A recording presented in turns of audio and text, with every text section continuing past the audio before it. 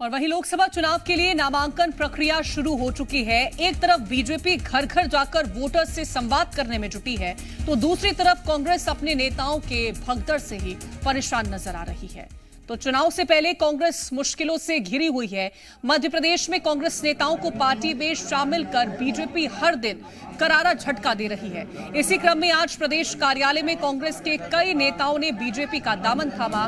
इस दौरान मुख्यमंत्री डॉक्टर मोहन यादव और बीजेपी प्रदेश अध्यक्ष वीडी शर्मा ने उनका स्वागत किया। इस अवसर पर चुनाव प्रदेश प्रभारी न्यू ज्वाइनिंग टोली के प्रदेश संयोजक डॉक्टर नरोत्तम मिश्रा भी मौजूद रहे।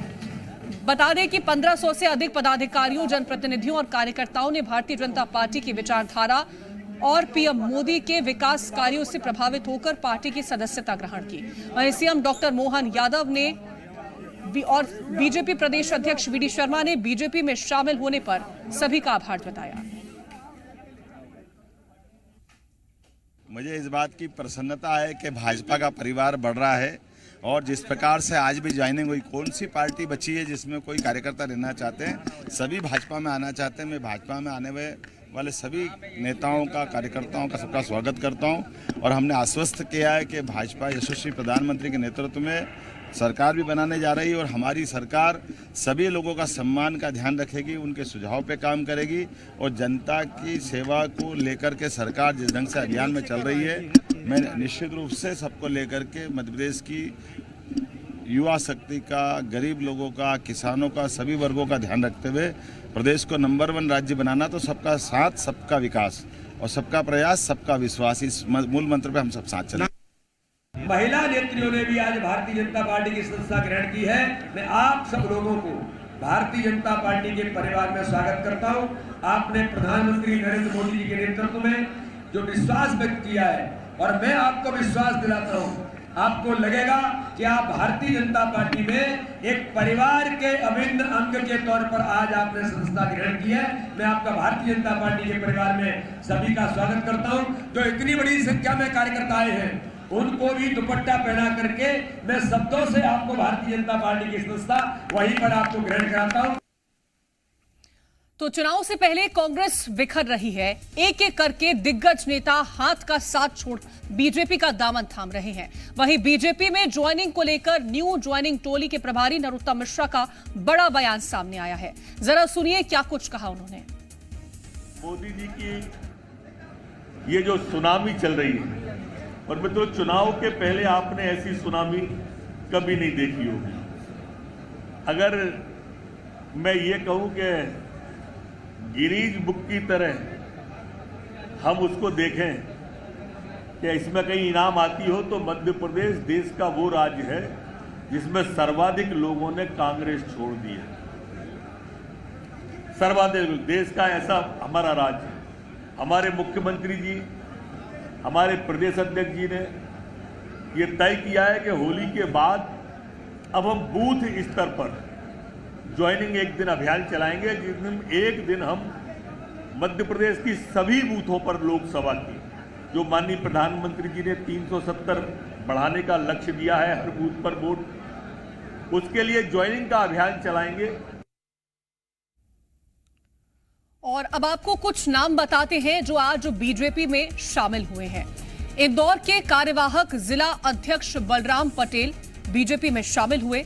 सतना से कांग्रेस के प्रदेश महामंत्री देवदत्त सोनी, वहीं रीवा से कांग्रेस के पूर्व सांसद देवराज सिंह, नागौद से पूर्व कांग्रेस विधायक यादवेंद्र सिंह, सिरमौर से पूर्व महापौर रेणु शाह, मनगवा से कांग्रेस की पूर्व विधानसभा प्रत्याशी बबीता साकेत, सतना से पूर्व नगर निगम अध्यक्ष सुधीर सिंह तोमर, सतना के पूर्व महापौर और नगर निगम अध्यक्ष पुष्कर सिंह, सतना के जिला पंचायत सदस्य संजय सिंह, कांग्रेस मोर्चा की जिला महामंत्री रेणुका शुक्ला, सतना, रीवा, अनूपपुर के कई कांग्रेस कार्यकर्ता, 2 पूर्व आईजी ने भी बीजेपी की सदस्यता ली।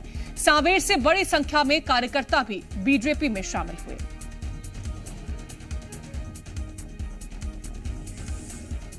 और वहीं मध्य प्रदेश में कांग्रेस को सबसे बड़ा झटका लगा है। कमलनाथ के सबसे करीबी पूर्व मंत्री दीपक सक्सेना ने कांग्रेस के सभी पदों से इस्तीफा सौंप दिया।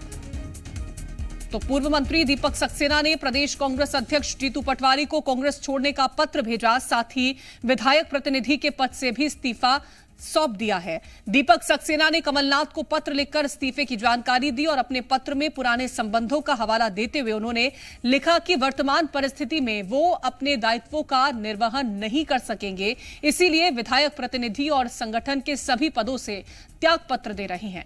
आपको बता दें कि 2018 में कमलनाथ के सीएम बनने के बाद दीपक सक्सेना ने उनके लिए विधायकी छोड़ी थी और उन्हें कमलनाथ का सबसे करीबी माना जाता है।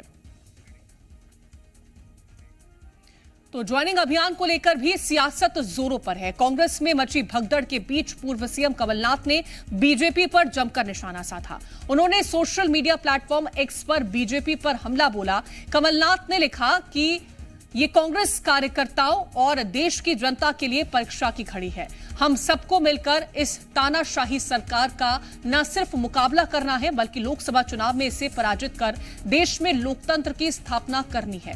निश्चित तौर पर हम इस परीक्षा में न सिर्फ सफल होंगे, बल्कि देश की हालात को बदलने में कामयाब होंगे।